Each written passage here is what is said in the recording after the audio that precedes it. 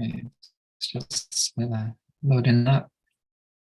Now I'll just pause it, otherwise it'll be echoey. And then we can get started with our invocation prayers.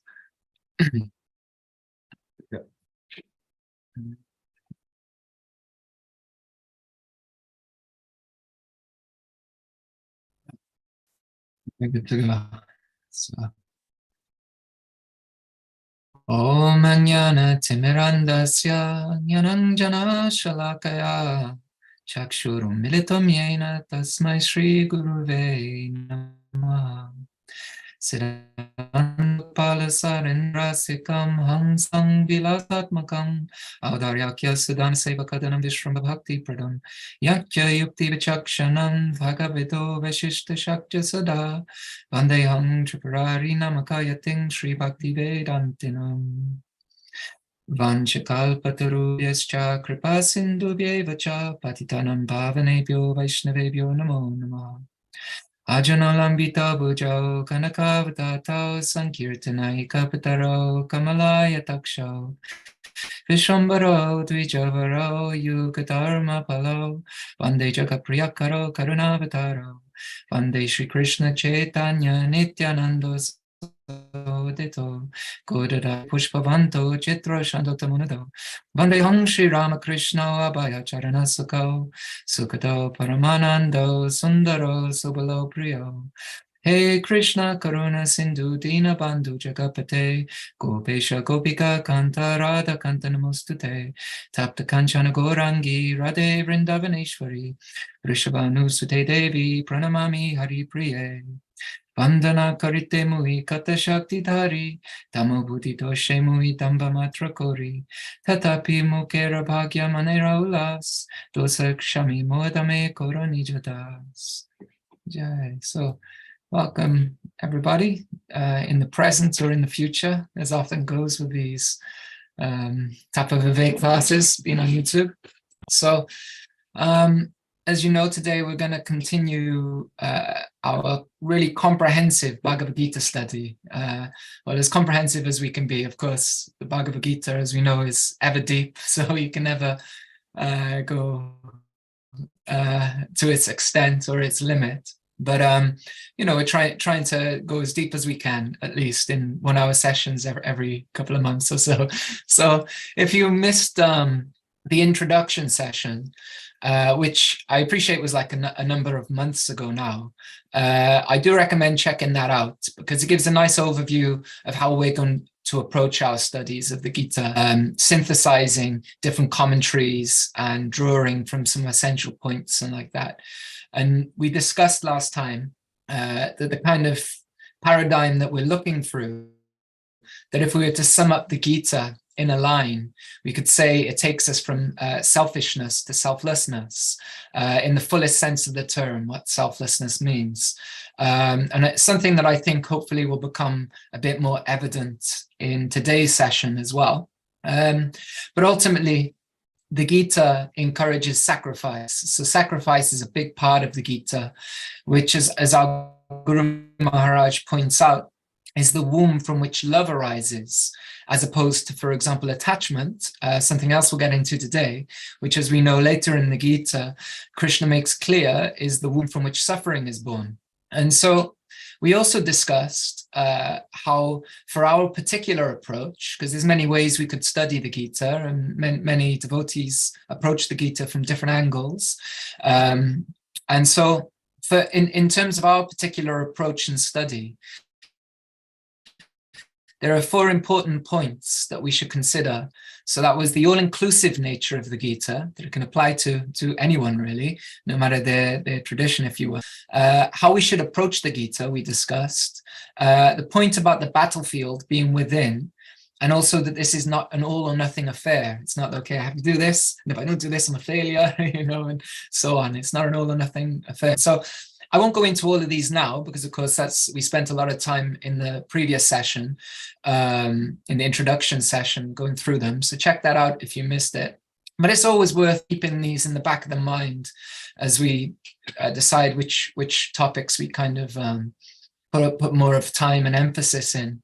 Because as I say, the itself and the verses themselves, I mean, you could spend sessions and sessions of Tattva Vivek alone on these. And so, importantly, we also discussed, as we study these various topics, that there are both low ends and high ends. And so naturally, we got to, as our Guru Maharaj sometimes says, take our own temperature, you know, and we need to make gradual steps in between, be honest with ourselves and needs for balance and harmony, also making progress and acting accordingly with our eyes fixed upwards with the ultimate goal. So the full selflessness, if you will, in our case, from selfishness to selflessness, like that. So the Bhagavad-Gita is generally said to be divided into 3 sections of 6 chapters each. I'm sure you're probably all familiar with that. So our Guru Maharaj describes the first 6 chapters as representing the yoga psychology of the Gita. So, you know, sometimes it's said to be the karma yoga section, but I like how it's expressed there, especially the yoga psychology of the Gita. And we'll see how that is the case as we explore the first 6 chapters. And that's where we'll start today, of course. And then the middle 6 chapters represent the theology of the Gita, or the bhakti yoga section. Last chapters represent the metaphysics of the Gita, or Jnana Yoga. And so, as a side note, it's worth pointing, it didn't have chapters, but it's a chapter itself. So the whole of the Gita is actually a chapter itself of the Mahabharata. But over time, commentators have added chapter breaks to mark these shifts in discussion. So I just thought that was an interesting side. But the first chapter, it sets the scene for the discussion between Krishna and Arjuna. And Arjuna's despair is going to be the catalyst for what will come. So as we'll see, there's a lot to be found in the first chapter beyond just setting the scene. Although it does set the scene, there's actually quite a lot even in the first chapter. I think just last week or the week before, our Guru Maharaj was making that point on the Swami call about how in the first chapter, you know, there's a lot going on there. But especially material attachments will be highlighted as the enemy that Arjuna must contend with, and so us, because of course it's speaking to us also. So material attachment is the real enemy to be contended with, and it's an introduction to the rest of the book. It shouldn't, and sets the scene. It definitely shouldn't be skipped over because there is so much to take from it, and hopefully the next number of sessions that we just spend on the first chapter will highlight that that's the case. So Srila Prabhupada, he called this chapter Observing the Armies, whereas other commentators, including our Guru Maharaj, have called it the Yoga of Despair, because like we see Arjuna's despair in that scene. And the scene that he finds himself in is a very dramatic one. And the end result of that scene was slaughter amongst these huge armies. So it's quite a highly tense and emotional situation. And in contrast to this, also something we'll get into in a bit, is set on a sacred place. Kurukshetra is a sacred place. And so this gives us a nice hint to what the Gita's real purpose is, that it reconciles that seeming dichotomy between what is sacred and what is material, or that which is overtly sacred, you know, because actually, as we'll also find, you know, everything is sacred, proper vision, and that the battle is set on a sacred ground. There are many other reasons too, and we'll get into that later, but you know, it really does harmonize these two things, the sacred and the material, or seeming material. And so the desperation and the confusion in that setting, like naturally, you know, especially in Arjuna's case, for example, he's about to have to fight his loved ones and so on. It really highlights our need for the teachings, because sometimes, as we all have this experience, the world can get intense, right? Our external world can get very intense, or our internal world can get very intense, you know, on mental platform and emotional platform, etc. And then, yeah, what to speak like the outside world and all the chaos that goes on there, you know. So that's the nature of life in the material world anyway, right? In general. And so it can get to a point that we just feel like, okay, we just got to cry out, or we've got to make a change. And, you know, many of us have come even to our path and under those kind of circumstances where things get a bit too much, and questioning the materialistic goals of our society or our families, ourselves, and so on, and the aspirations that we thought were really important, and that we may have even been brought up to believe are normal and right. And what we'll find is material attachment will be shown to be the main enemy for those who really want to seek truth, who really want to seek genuine peace, and beyond that, happiness, you know, love, and so on. So yeah, so it's got some nice points to be made there, but as an overview to the first chapter. But before we start the first chapter, so we'll start in a second with the actual verses. There's a nice text that some of you may be familiar with, called the Gita Mahatmya, which is said to be spoken by Lord Shiva, and it was, I think it was said to be given in the Padma Purana. And so this text, the Gita Mahatmya, it glorifies the different chapters of the Gita, and it tells the reader of the benefit or the fruits of studying that particular chapter. So it's nice, I think, to highlight these things before we go into each of the chapters, you know, following in Lord Shivaji's footsteps.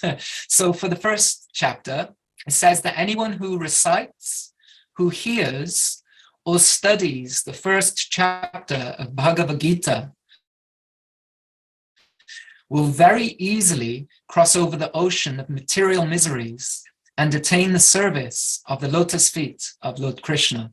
So definitely worth putting some time into the first chapter with a boon like that, right? So with that said, let's read the actual verses for today, verses 1 through 11, and then we can go a bit deeper into them. I think just in the interest of time, we'll just read the English. But of course, it's highly recommended to read the Sanskrit as well. And so maybe afterwards as homework, you can read these verses in Sanskrit just to have a complete experience of the first chapter, if you will. But yeah, so Dhritarashtra said, "O Sanjaya, what did my sons and the sons of Pandu do as they assembled at sacred Kurukshetra, eager to fight?" Sanjaya said, "After seeing the battle formation of the Pandavas' army, Prince Duryodhana approached his guru and spoke the following words. Behold, O master, the strength of the Pandavas' military formation, wisely arranged by Drupada's son, your disciple. Among the Pandavas' soldiers are heroes and archers equal in prowess to Bhima and Arjuna, and fighters like Yudhana, Virat, and the great warrior Drupada, Drishtaketu, Chaitanya, the valorous Kashiraj, Purujit, Kuntibhoja, and the bull among men, Shaibya, are all here. The mighty Yudhamanyu, the valorous Uttamauja, Subhadra's son, and the sons of Draupadi are all great warriors, all best of the twice-born. Let me tell you the distinguished leaders of our army. Your good self, Bhishma, Karna, Kripa, who is always victorious in battle, Ashvatthama, Vikarna, the son of Somadatta, as well as many other heroes skilled in battle and well-equipped, are all ready to lay down their lives for my sake. Our strength is immeasurable, guarded as it is by Bhishma, whereas their force, guarded by Bhima, is limited. Throughout the battle, all of you must support Bhishma from your battle stations." So yeah, that's the first 11 verses, which we'll try to go through. Some will spend a bit more time than others in the context of our particular study. But this verse, the first verse, actually could have had the whole class dedicated to it. Just trying to squeeze a bit more in. I thought we do the first 10 or 11, but actually you could spend the whole first class and more on just the first verse, because it contains so much. And in our Guru Maharaj's commentary, he's elucidated many of these things, as have others in their writings. So this verse, it says, Dhritarashtra said, "O Sanjaya, what did my sons and the sons of Pandu do as they assembled at sacred Kurukshetra, eager to fight?"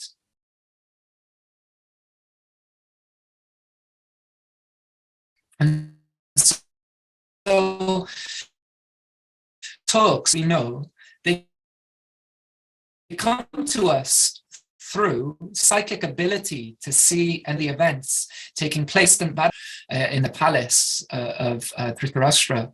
And so this point from the very start, this is a nice point that Sanjaya, right there in the beginning, who's relaying that, because from the start it makes clear that the dialogue has a mystical origin. It's kind of otherworldly, that it's not just any kind of conversation.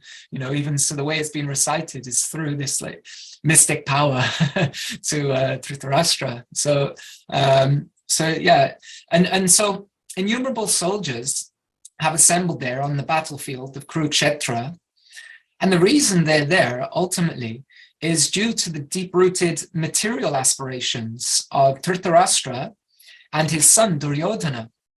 And as you know, Dhritarashtra is physically blind, but actually all of them are blind. Him and his sons, they're all blind in a different way, not just by sight, but they're blinded by their greed, by their envy, and by their material desire. Something, that is quite prominent in this world. Greed, envy, and material desire can blind people to good living, to truth, and to harmonious interactions, and so on. And so the scene, like we were saying, is very dramatic, and it's going to result in great bloodshed. But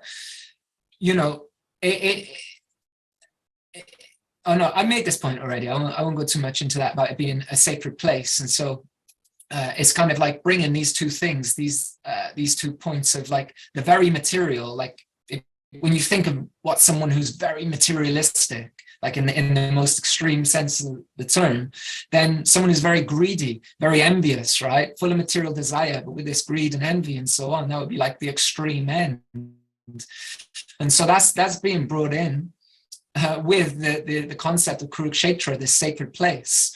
And so we can see that this is a topic from the very beginning. If the first verse is setting the tone for the rest of the Gita, that this is a topic that's a fundamental concern for the Gita, reconciling this contradiction between the sacred and the not overtly sacred, and so on. So I think that's a very nice point.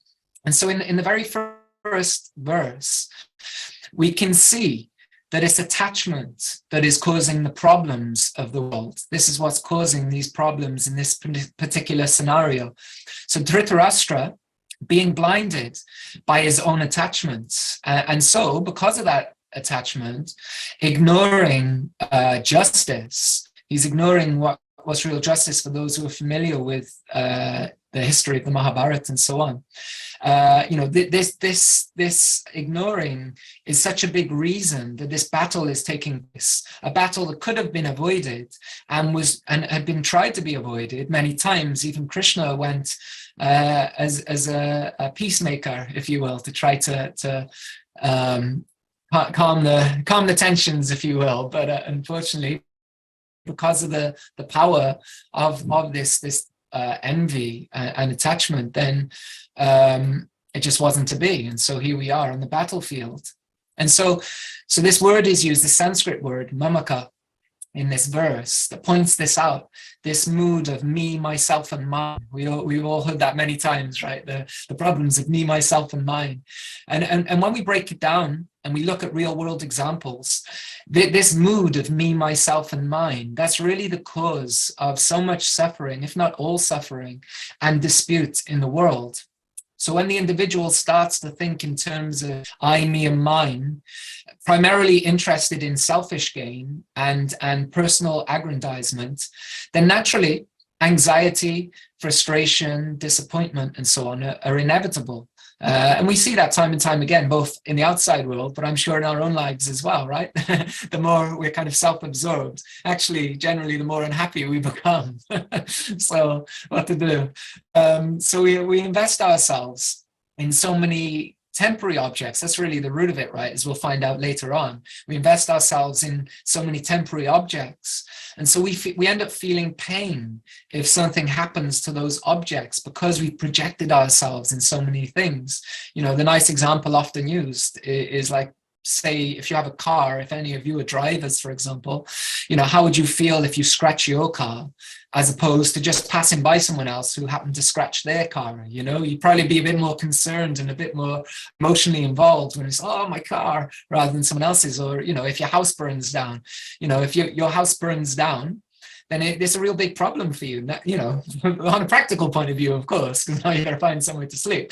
But apart from that, you know, like just on an emotional level internally and like that, it's going to be a real pain because it's my house. But if you sell that very same house, it could be the very same house, the very same object. But if you sell it, you move elsewhere, you got somewhere else to sleep that becomes yours, and then that one burns down, then it's not such a problem. So it shows that what is really important there in all of these things is me, right? Me, myself, and mine. So you have an emotional reaction because it's mine. And that's, of course, a small example, but we can see how on a great, so many ill effects of acting on this selfish platform. And we see in that the response of Dhritarashtra points this out. So the power of attachment is some persons of knowledge act against. Naturally, a consequence of this, like we're saying, is anxiety, frustration, disappointment, and so on. And unfortunately, the more one is materially entangled, the more one becomes oblivious to the ill effects of their actions. And we see that's really the case with Dhritarashtra here, like, you know, there's going to be some major bloodshed ahead, but, you know, it's kind of oblivious to that, more concerned about, okay, what's happening with my sons? Hopefully they're still going to fight, as we'll discuss in a second. In this case, of course, the ill effect that is he's being oblivious to is a great war. And, you know, this happens throughout history, that, you know, these great wars, someone army crushes their rivals, one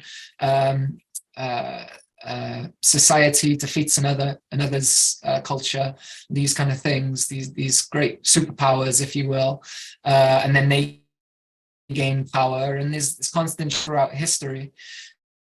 You know, they're crushed to make room for the next one, and so on.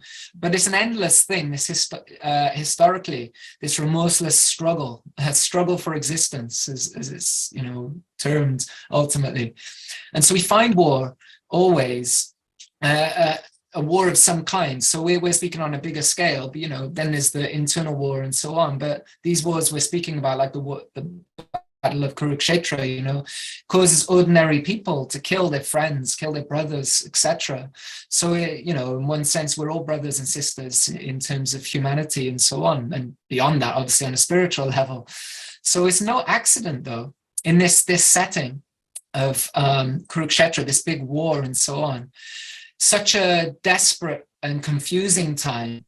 It's no accident that's been chosen by Krishna to deliver his teaching on how to bring an end to suffering, you know. So if that's like suffering really shown to the max in some ways, this major bloodshed, so he's chosen that to show, well, how can we bring an end to it? One can bring an end to it. One doesn't just have to think, oh, well, it just happens. Let's stay at war. Let's stay at war with ourselves. Let's stay at war with our minds, and so on. But actually, there's a way out, because Krishna, of course, is neutral to it. Of course, in the Leela, he has his leanings and so on, but really he's neutral to it. And he wants nothing himself, but he just wants love. And he loves all. He loves all those soldiers on the battlefield, the Kurukshetra, for example, even Duryodhana, like deep down, he loves him as he actually is, but obviously beyond the covering. Our Guru Maharaj writes something nice about this in his commentary. He says, indeed, Dhritarashtra, his attachment for Duryodhana, blinding him to justice, was instrumental in this unfortunate turn of events. Had this sense of justice not been overruled by material attachment for his son, the battle might have been avoided. As overtly unbecoming as Dhritarashtra's role was, it gave Krishna the opportunity to speak about the nature of attachment, its consequences, detachment, knowledge, and ultimately love of God. So you can see, even from such a bad place, if you will, something so beautiful and great can come. And so there are so many other significant aspects to this first verse. We're already half hour in, we're on the first verse. Maybe I should have split it up, but I'm sure we'll be okay. But not only this term mamaka, but each and every word, like I say, of this first verse, it has so much meaning. So dharma kshetre and kurukshetre, these are two terms worth exploring in more depth as well. We find the topic of dharma come up throughout the Gita. And as we know, ultimately, it culminates in what we know to be the essence of dharma, what Gaudiya Vaishnavas call prema dharma, so the dharma of love. And so other forms of dharma, as we'll also find as we progress in the Gita, they're meant to lead in this direction, in the direction of prema dharma, ultimately. This is the highest form of dharma, the essence of dharma, like we say. So our Guru Maharaj, he writes, fratricidal war based on selfish desire, the greatest good emerges. The Bhagavad-Gita takes us on a religious and spiritual journey from selfishness to selflessness through his disciple and dear friend Arjuna, one of the sons of Maharaj Pandu, to the path of devotion. So we see this hint to the essence of dharma in the very first verse, referring to Kurukshetra as a holy place, Dharmakshetra, which it was known to be historically, even prior to the battle, because it was always known as a place for worshipping the Lord. The Shastra pointed this out as well, that it's a place for worshipping the Lord, a place which produces dharma and which is for performing sacrifice. So, and we know, as a side note, even Krishna's father, Vasudev, he also went there and performed sacrifices there during the solar eclipse.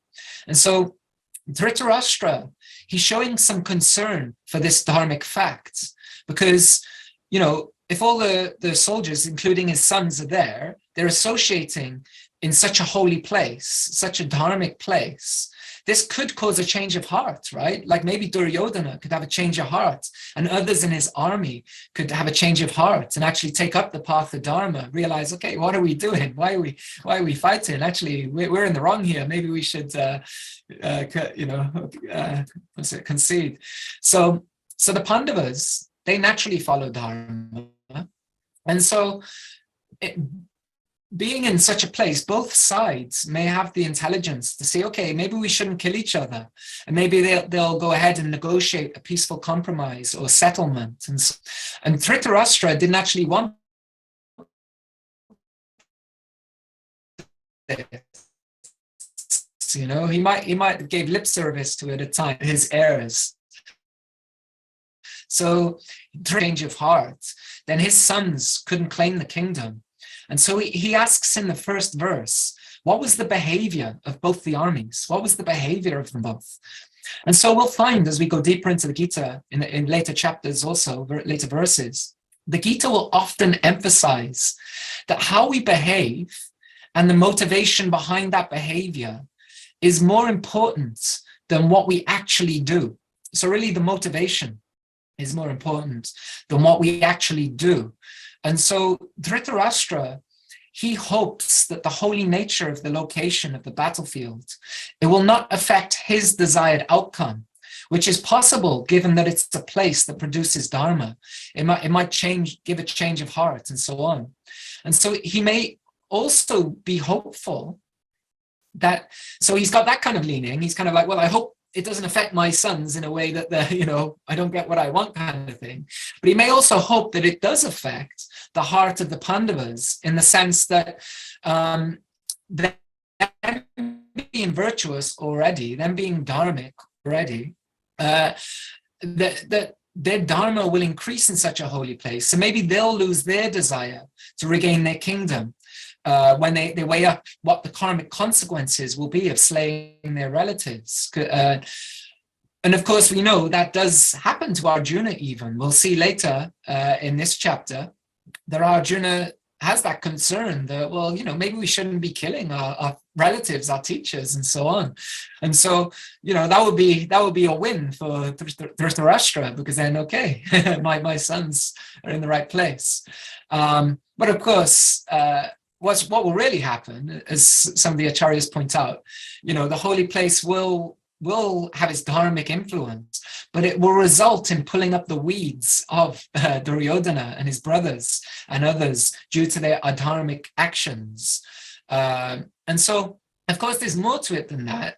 Something that our Guru Maharaj brings out very nicely in his commentary, that this kind of dharma is not the highest dharma, as we mentioned earlier. The essence of dharma, of course, is prema dharma. And so what is even more significant is the relation of Kurukshetra to prema dharma. And we'll see how much of that fact comes out in later verses, in the way that Krishna expresses things and so on. So our Guru Maharaj, he writes, however, the Pandavas were more than pious. They were intimate devotees of Krishna and thus transcendentalists of the highest order. Moreover, Kurukshetra was far more sacred than Dhritarashtra realized. Its sanctity is brought out by the devotional mystics of the Gaudiya Vaishnava tradition in their commentaries on Srimad Bhagavatam. And so he goes on to explain in his commentary the significance of Kurukshetra in relation to prema dharma, something that Srila Jiva Goswami is detailed in his Krishna Sandarbha. Because 50 years before before this point, basically, before Krishna spoke the Gita at Kurukshetra, Krishna had visited the same place as the king of Dwaraka. And secretly, he had gone there, it was under the guise of being the king and so on. But really, he wanted to meet the residents of Raj, and especially the gopis. And he wanted to share with them that he always thought of them, that he never stopped thinking of them. And he they were so dear to him, just as he was so dear to them. And so our Guru Maharaj writes, separation made their hearts grow fonder in the same way that it made Krishna's heart grow fonder for them. Now, more than 50 years after his brief meeting with them at Kurukshetra, Krishna was once again setting foot in this holy place, and he was reminded of his previous thing here with the gopis. And he goes on to say, although he physically returned to Dwaraka, his heart went with the gopis to Vraj. Here in this place, Kurukshetra, Krishna admitted that Radha's devotion to him had conquered him. This is the height of dharma, Sri Radha's love, prema dharma. What is dharma? It is that by which God is pleased. So pleased Krishna was by the gopis' devotion that he bowed to it. Although the paramour, parakiya love of the gopis for Krishna is in reality a mystic illusion, owing to the fact that they are his potencies, shaktis, and thus belong, swakiya, to him alone, it nonetheless brings the greatest rapture to Krishna. As dharma consists of that which is pleasing to God and is judged by the measure of his pleasure, Radha's paramwa love constitutes the highest dharma. Thus, this mystic illusion of her paramwa relationship with Krishna is quite real, and the devotion of the Vraj Gopis is the full expression of dharma, the height of aesthetic rapture. The queen of this rapture is Radha, and accordingly, service to her is most pleasing to Krishna. How great was her necessity at Kurukshetra! She came so close to reuniting with Krishna, but could not. Value is determined by necessity. At the hour of Radha's greatest necessity, even the most insignificant service rendered to her draws immense remuneration. Such is the value of devotion to Radha at Kurukshetra.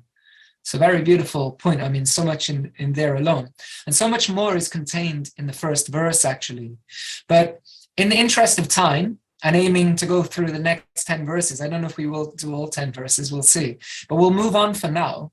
But for those who do want to go a bit deeper, so you haven't had enough of the first verse yet, because there is so much more. There's a really nice article that Swami B.A. Ashram Maharaj has written on the Harmonist. You can find it on the Harmonist. It's called From Selfishness to Selfless Love of God in Bhagavad-Gita's first verse. And he very nicely goes deeply into the first verse to show how much of the Gitas and Gaudiya theology is contained in that very first verse. So I recommend that. It's a beautiful article. And I can also post a link in the comments on YouTube of this live stream. So yeah, but we'll move on for now, just in the interest of time. And we'll spend a little less time on each of the other verses for today, because although there are many backstories to different characters mentioned and so on, again, we could spend many classes on just the backstories of each of these characters.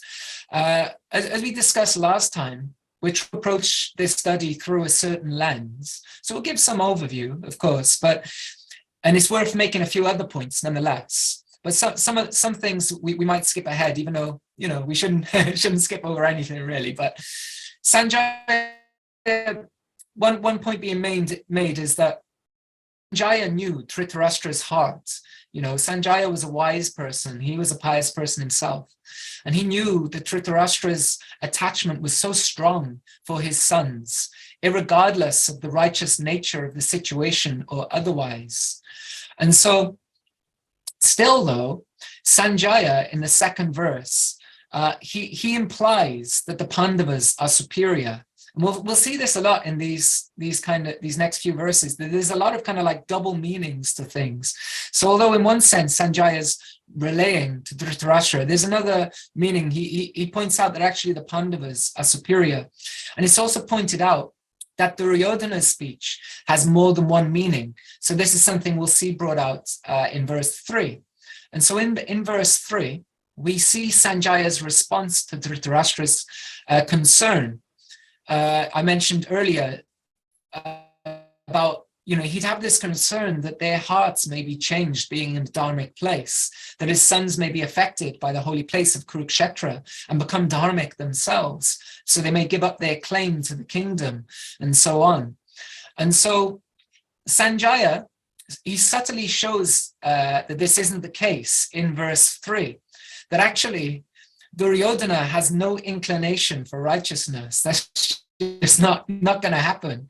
The example sometimes given classically is that just as a serpent that is fed milk doesn't give up its venom, but actually it increases its poison and anger, similarly, Duryodhana will never return the kingdom to the Pandavas. And in this verse, we see an example of his unrighteous nature come to the forefront. Because, I'm sure none of us, hopefully, have had the experience of having to feed a poisonous snake with milk. But you can imagine that if you did, not only are you giving it nutrition, so the poison will increase, it will be more healthy and so on, but also it will become angry because, get out of my space, as it happens with venomous snakes generally. And so it wouldn't be a good place. And so Sanjaya kind of points this out that, it's a dharmic place. And maybe some might be affected by that in terms of having a change of and so on. But Duryodhana himself, he's so far gone in his envy and greed and so on, that actually it flares it up even more. And so we see his actual nature come out a lot in these verses. So in verse 3, one of the main points brought out by our acharyas and so on is that Duryodhana, externally, he seems to be offering respect to his guru. His guru, of course, is Dronacharya. And maybe just giving lip service like this, but actually he's being quite sarcastic in the way that he speaks. So he's actually playing a political game. And as our Guru Maharaj points out, that I'll just read the sentence. He says that although he approached his guru in form, the spirit of his approach was to instruct. And so Duryodhana, really, his purpose, he really wanted to invoke anger in the heart of Drona by mentioning Drona's old enemy, who was arranging the Pandavas' army. So Drona, he had taught Drishtadyumna, and so from the perspective of Duryodhana, he made the task more difficult for his army. And so for those who aren't familiar, our Guru Maharaj gives some background in his commentary. He says Drishtadyumna was Drupada's son. He was born out of Drupada's desire for revenge against Drona. After Drona sent his best student Arjuna to capture Drupada for breaking his word of honor, Drupada performed a sacrifice to get a son who would kill Drona. Drishtadyumna was that son. Drona knew this, yet he did not hesitate to instruct him in military science, owing to his commitment to his dharma as a teacher over concern for his personal safety. So we won't go too much in the background there, but you may be familiar with Drupada and Dronacharya. They were friends in childhood, but later, when Drupada was king, Dronacharya approached him for financial help, but Drupada didn't properly respect him. And so Dronacharya couldn't let this go. He couldn't forget this disrespect. And so that then, as was pointed out in the commentary we just read, he sent Arjuna to capture Drupada and offer him at Drona's feet as Guru Dakshin. And so Arjuna followed that order, and Dronacharya, he took half of Drupada's kingdom and then released him. And so because he felt insulted, King Drupada, he performed a fire sacrifice, which produced both Draupadi, who, as we know, is the wife of the Pandavas, and Drishtadyumna, who is this enemy of Dronacharya. Well, not enemy, his dad was the enemy, but he was actually a student of Dronacharya, but he was destined to kill Dronacharya like that.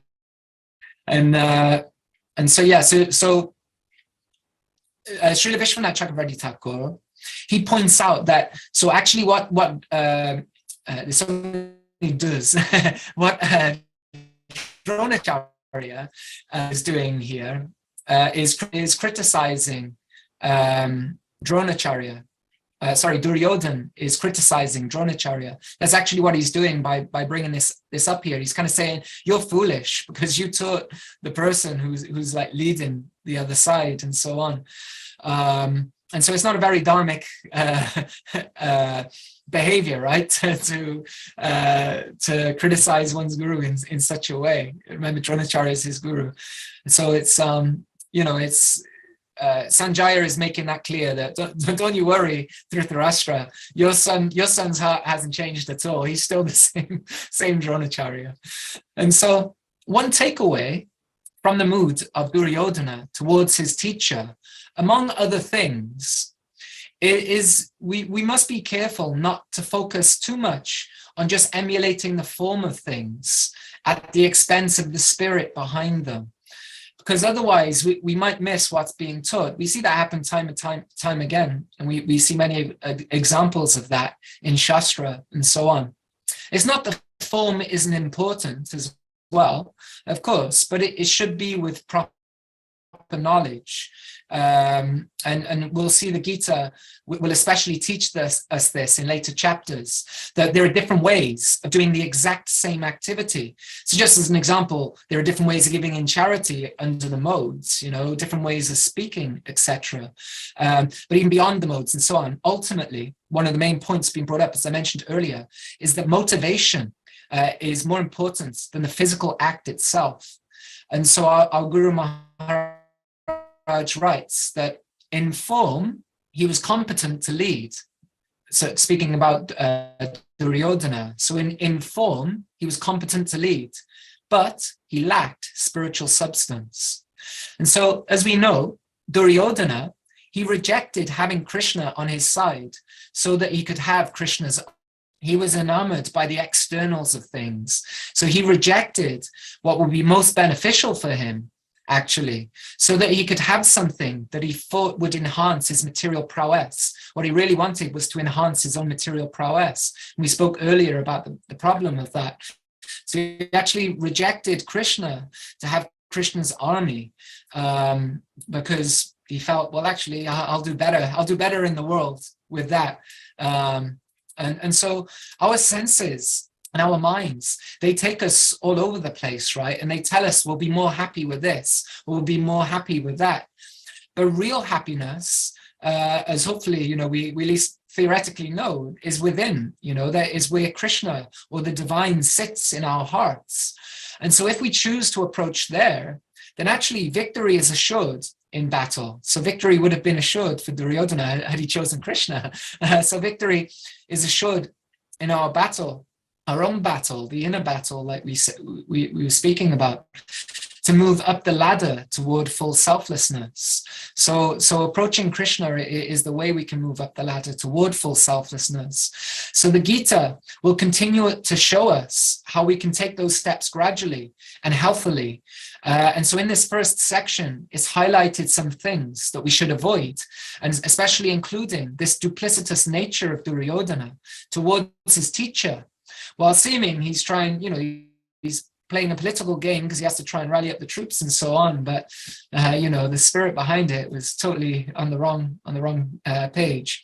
And so in verses 4, 5, and 6, we'll combine verse 4, 5, and 6. Duryodhana, he continues to list some of the great warriors on the side of the opposing army. And so we won't list them here now. Maybe we can just briefly say something about them. But obviously, we've only got about 10 minutes left. But I'll point you towards Srila Narayan Maharaj's commentary on the Gita, because in there, he has given some really nice summaries of each of the personalities for those who would like to know more of the backstories, or some more. Doesn't give all the backstories, but just something more on each of these personalities mentioned. Yudhana, for example, was a servant of Krishna.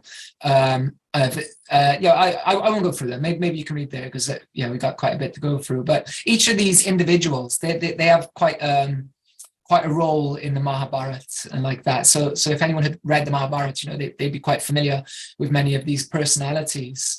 And they're all great warriors, like he mentions, and that's really the main point. But Duryodhana's purpose, the main point being that Duryodhana's purpose, it continues to be to rouse up Dronacharya's commitment to fighting. So he wants him to fight, but not only to fight, but with full force on his army, to reject everything else except one-pointedness in winning his kingdom, so he can win like that. So Drupada is mentioned, like I say, because earlier we discussed his son, and Drupada himself was an enemy of Drona. So this is mentions Drupada.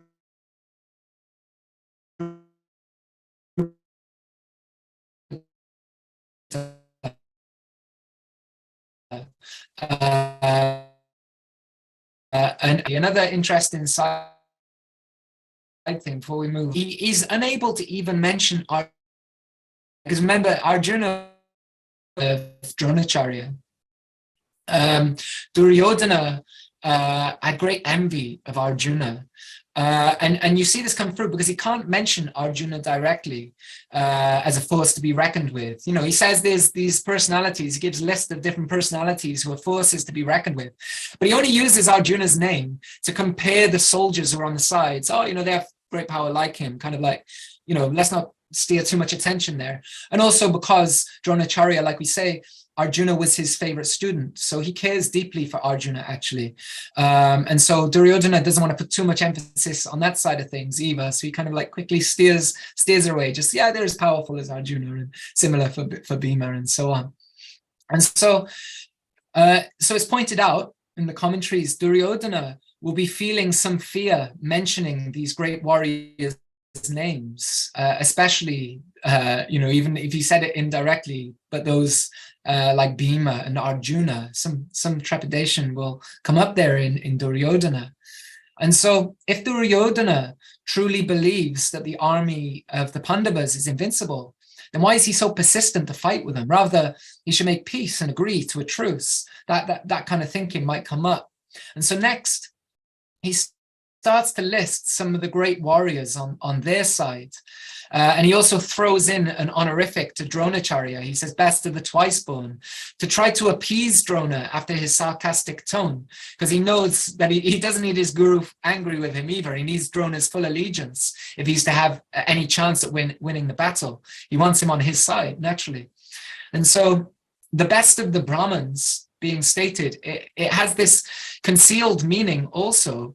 Like I say, there's many of these verses where they've kind of got this double meaning, because he's also implying, he's kind of like poking at Dronacharya's pride, because he's implying that if Dronacharya won't fight, then he's merely a Brahmin who's only interested in eating, for example, eating all that lovely food that is served at the palace of Duryodhana. Duryodhana was known for making feasts on several occasions, right? Like when he tried to lure Krishna, but then Krishna obviously ended up going to Vidura's house.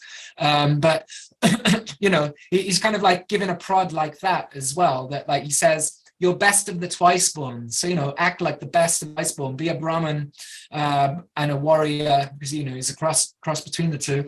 Both not just in name, don't just be eating the food at my palace, but eat, earn your meal, sing for your supper, if you will, and really fight with anger, fight with passion like that. And so, like we say, as with many of these verses, then verses 8 and 9, he lists all these personalities. Again, we won't go too much into them, but you can read up on them for sure, for those who are interested. But as with many of these verses, there's a double meaning that is brought out in Duryodhana's speech here again. Although this one may not be truly known to Duryodhana at the time. So although Duryodhana was fully aware that he was also being a bit insulting, a bit sarcastic towards Duryodhana, hence why then he said, oh, best of the twice borns, like that. He's being a bit political, a bit duplicitous. But in this verse, these verses, he probably didn't realize the second meaning, there was the more true meaning of what he was saying, when he says that they're willing to give up their lives in order to help me. And so that's the intended meaning of Duryodhan, but the literal meaning is they have given up their lives. And so our Guru Maharaj, he points this out, referencing Vishwanath Chakravarti Thakur in his commentary. He says here, Duryodhana says that his warriors are prepared to die for him. When someone utters the truth unwittingly, it is said that Saraswati, the goddess of speech and wisdom, speaks through him. That is the case here, for what Duryodhana says will undoubtedly come true. His warriors will all die for him, as will he himself. Krishna will tell Arjuna, Bhagavad-Gita 11:33, they are already put to death by my arrangement, confirming the inevitability of their demise. So I always like these kind of like double meanings and the backstories and so on. And again, there are many backstories to these individuals, but seeing as we're going to wrap up shortly, you can look into those separately. And so, I guess just in brief, the last two verses, I'd say that apart from the intrigue that is taking place, the main takeaway for the purpose of our particular study in all these verses that we studied today is the inner motivation of Duryodhana and Dhritarashtra and the trouble it can cause. And the Gita will be an opportunity to refine that inner motivation. But we may need the selfish end of the spectrum highlighted so that we can see also what exists there within us, maybe not in different things that we might recognize in ourselves that the Gita wants to take us away from. And so that will be the main emphasis. But of course, there are also like backstories and many interesting things brought out.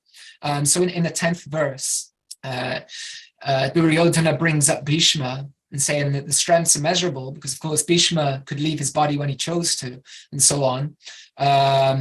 Whereas, and then he takes a dig at his enemy, Bhima, saying that their force is limited, guarded by Bhima, and so yeah, so again, Duryodhana is really like hyping up the army. You know, he's like flattering Dronacharya, like we say. He's praising Bhishma because he also wants Bhishma to really give it his all, even though he has such affection for the Pandavas and so on. And he's playing. You can read our Guru Maharaj's commentary there, but he's playing a political game. You know, again, rallying up the troops and using social etiquette in a way. Again, not with the best motivation. I mean, in some ways, he's doing a good thing for his purposes, but not ultimately, as is pointed out there. And so. Yeah, I guess we'll skip there, and then just the final verse is you know, he makes the point to everyone that, you know, throughout this battle, all of you must support Bhishma from your battle stations, because again, like we mentioned, Bhishma could choose to die when he liked, and also if he does die, you know, their chances go down greatly. They have a lot less chance of winning. They really need Bhishma there for a variety of reasons. And so he wants them to really protect them. So after flattering Dronacharya, you know, he really hypes up the importance of Bhishma there. And so again, so much more could have been brought out. And maybe should have been brought out too, such as going deeper into the back for our purposes, setting the stage for some more of the verses that we will encounter as we progress through the text. Again, like setting the paradigm that we're going to shine a light on some of the things that are said in later verses and so on.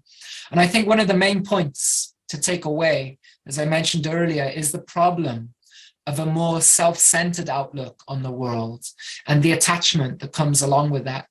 So if Krishna is going to give the solution to suffering, and that's what he's going to do, he's going to give the solution to suffering, then we can see that the first verses, they present the problem to be solved. You know, what is it that's causing that suffering in the first place?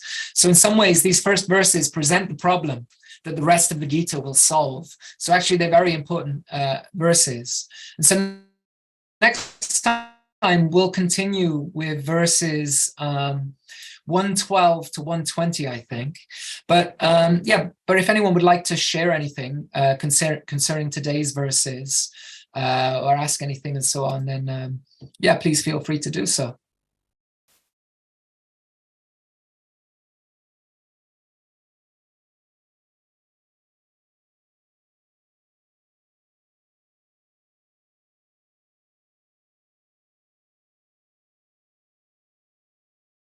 There isn't anything, then thank you all for being with us. And yeah, we'll see you next time around. I'm not sure when it'll be, probably the month after next or so. But yeah, and enjoy the rest of the Tapa Vivek series. And we look forward to being with you again soon. Vanchakalpatarubhyascha, kripasindubhya evacha, patitanam bhavanebhyo vaishnavebhyo namo namaha. Hare Krishna.